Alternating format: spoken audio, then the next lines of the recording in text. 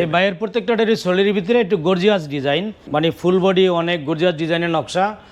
আর ডোরগুলো আমরা যে কালার করছি দেখেন যে ন্যাচারাল কালার বলতে কাঠের কালার, কাঠ বোঝা যায়, সেখানে আমরা বানিশটা করছি। এবং আমাদের যে প্রসেসিংগুলি 3 কাঠ কোনা কাটা সব আমাদের সেমই আর কি। এগুলো আমরা কেমিক্যাল দিয়ে বলারিং করছি, যাকে সেদ্ধ করা বলা হয় আর কি। তারপরে চেম্বারে সিজনিং ট্রিটমেন্ট যাই বলেন। আমার গোডাউনে কয়েক মাস ছিল পেলেন, তারপরে আমরা নকশা করছি, তারপরে এই যখন বানিশ করে ডেলিভারি দিছি।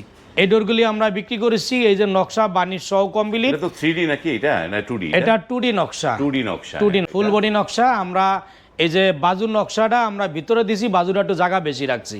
এটা আলোচনা করে নিছি, কারণ বাজুটা একটু চওড়া থাকলে বাজুটা হেভি থাকে।